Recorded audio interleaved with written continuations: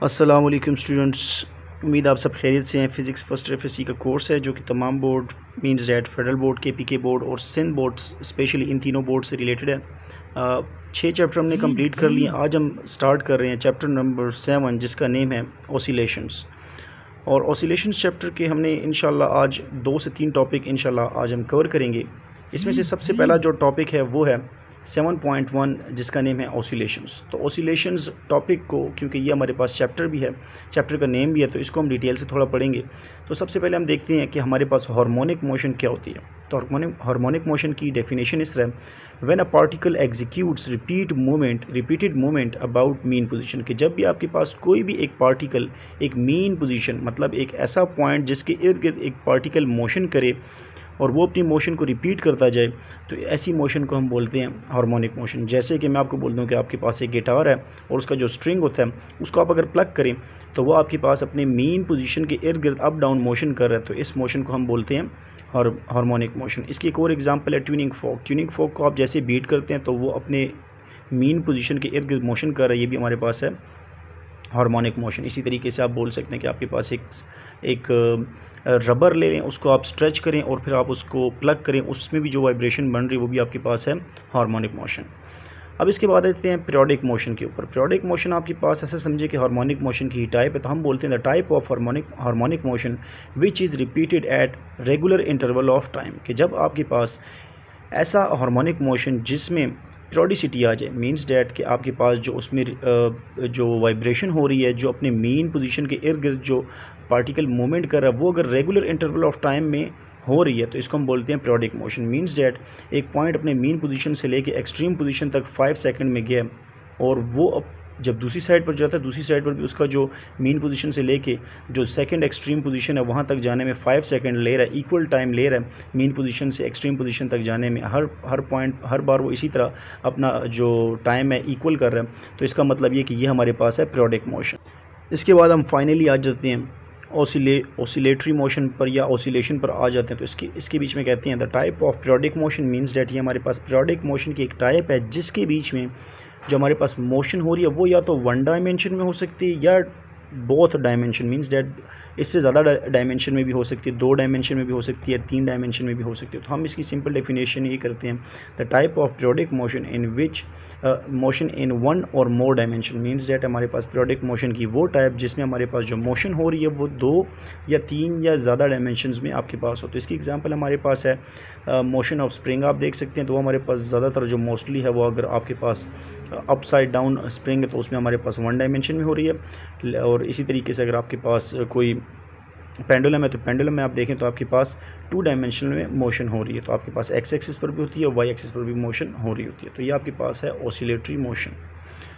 तो ये तो हमारे पास टॉपिक था 7.1। अब हम आ जाते हैं 7.2 पर जो कि है terminologies of oscillatory motion.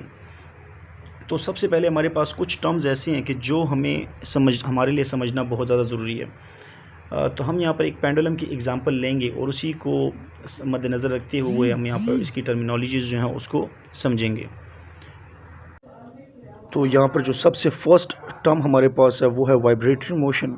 Vibratory motion को मैं पेंडुलम के थ्रू ही समझाऊंगा। सबसे पहले डेफिनेशन देख लेते हैं इसकी। डेफिनेशन इसकी ये है, the two and fro motion and fourth motion of a body about the mean position is called vibratory motion.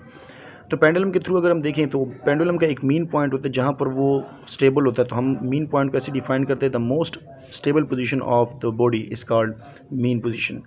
अब जब आप इसको मीन पोजीशन से लेके एक्सट्रीम पोजीशन तक लेके जाते हैं, वहाँ से छोड़ते हैं, तो ये मीन पोजीशन पर आकर रुकता नहीं है बल्कि एक और एक्सट्रीम पॉइंट पर जाता है और उसी मीन पॉइंट के इर्द गिर्द ये मोशन अपनी कंटिन्यू करता है। तो यहाँ पर जो मोशन हो रही है इसको भी हम बोलते हैं वाइब्रेटरी मोशन। आप इसकी एक और एग्जांपल ले सकते हैं।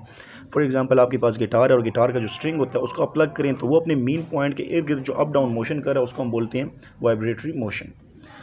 सेकेंड आपके पास है वाइब्रेशन। वाइब्रेटरी मोशन के ही थ्रू आपके पास वाइब्रेशन होती है। वाइब्रेशन को हम ऐसे डिफाइन करते हैं, the complete round trip of body about the mean position is called vibration. One vibration हम कैसे बोलते हैं कि मिसाल के तौर पे आपके पास एक बॉडी वो अपनी मीन पोजीशन से लेकर एक्सट्रीम पोजीशन पर जाती है, दोबारा वो मीन पोजीशन से क्रॉस करके दूसरे एक्सट्रीम पोजीशन पर जाती है और दोबारा आके सेंटर पॉइंट पर जब रुक जाती है तो इसको हम बोलते हैं वन वाइब्रेशन या one complete round trip of a body is called one vibration. आप इस तरीके से भी बोल सकते हैं।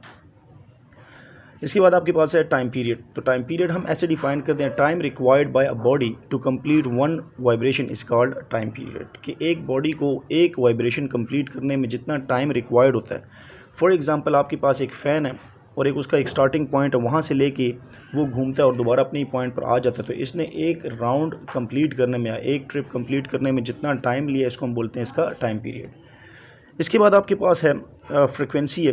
अच्छा, टाइम पीरियड का अगर मैं फार्मूला आपको बताऊं तो टाइम पीरियड का जो आपके पास फार्मूला है T is equal to 1/f, means that ये हमारे पास रेसिप्रोकल ऑफ फ्रिक्वेंसी। अब फ्रिक्वेंसी के ऊपर आते हैं, फ्रिक्वेंसी क्या चीज़ है। तो फ्रिक्वेंसी आपके पास ऐसे डिफाइन किया जाता है, the number of vibration completed by a body in 1 second is called frequency, means that 1 second के बीच में जितनी वाइब्रेशन कंप्लीट की जाती है इसको हम बोलते हैं फ्रिक्वेंसी। अगर आप देखें तो टाइम पीरियड और फ्रिक्वेंसी एक दूसरे के ऑपोजिट है। फ्रिक्वेंसी आपके पास ये है कि 1 सेकंड के बीच में एक बॉडी जितने राउंड्स लगाती है, फॉर एग्जांपल एक बॉडी ने 5 राउंड लगाए तो हम बोलेंगे कि इसकी जो फ्रिक्वेंसी है वो 5 हर्ट्ज़ है, क्योंकि हमारे पास फ्रिक्वेंसी का जो यूनिट है वो पर सेकंड भी होता है और पर सेकंड आपके पास बराबर होता है हर्ट्ज़ के। और इसका फार्मूला आपके पास है frequency is equal to 1/t, means that frequency is the reciprocal of time period. Next आपके पास जो चीज़ है वो आपके पास है पीरियोडिक मोशन। पीरियोडिक मोशन के बारे में हम पढ़ चुके हैं तो उसको हम स्किप करते हैं और डायरेक्ट आ जाते हैं डिस्प्लेसमेंट पे। डिस्प्लेसमेंट का जो सिंबल यहाँ पर हम लेंगे वो एक्स लेंगे। अब यहाँ पर डिस्प्लेसमेंट की जो डेफिनेशन है वो इस तरीके से हम करेंगे, at any instant the distance of the oscillating body from the mean position is called displacement. देखें, पेंडुलम के केस को अगर हम लें तो पेंडुलम का जो सेंटर पॉइंट है जहाँ पर वो मोस्ट स्टेबल रहता है उसको हम बोलते हैं मीन पोजीशन, और जो दो एंड पॉइंट्स उसको हम बोलते हैं एक्सट्रीम पोजीशन। अब मीन पोजीशन से लेके एक्सट्रीम पोजीशन के अंदर अंदर किसी भी पॉइंट पर आप इस बॉब को, इस मास को लेके जाएं तो मीन पोजीशन से लेके इसके जो किसी भी इंस्टेंट पर जो भी डिस्टेंस बन रहा है इसको हम बोलते हैं इसका डिस्प्लेसमेंट। तो यहाँ पर देखिए मैंने एक एग्जांपल दी हुई है, हमारे पास एक बॉब है वो ए पोजीशन तक चला गया, तो यहाँ पर हम इसको बोलेंगे कि ये हमारे पास है इसका डिस्प्लेसमेंट, हमने एक्स से डिनोट किया गया। अब यहाँ पर आपके पास एक और चीज़ आती है जिसको हम बोलते हैं एम्पलीट्यूड। तो एम्पलीट्यूड आप एक्स नॉट से डिनोट करते हैं, और एक्स नॉट को हम ऐसे इसलिए डिनोट करते हैं क्योंकि हमारे पास डिस्प्लेसमेंट से थोड़ा चेंज लगे। तो इसकी जो डेफिनेशन है वो ऐसे है, the maximum displacement of a body from mean position is called amplitude. अक्सर स्टूडेंट्स जो होते हैं वो डिस्प्लेसमेंट और एम्पलीट्यूड में कंफ्यूज होते हैं। तो एम्पलीट्यूड भी आपके पास डिस्टेंस या डिस्प्लेसमेंट ही है, लेकिन ये maximum displacement from mean position है। तो यहाँ पर देखें पेंडुलम के केस में कि इस मीन पोजीशन से लेके ये पेंडुलम, ये जो बॉब है, ये एक्सट्रीम पोजीशन तक जो इसका डिस्टेंस है ये आपके पास क्या इसका मैक्सिमम डिस्प्लेसमेंट है। तो हम बोलेंगे कि हमारे पास जो एक्सट्रीम पोजीशन से लेके मीन पोजीशन तक का जो डिस्टेंस है इसी को हम बोलेंगे इसका एम्पलीट्यूड बोलेंगे।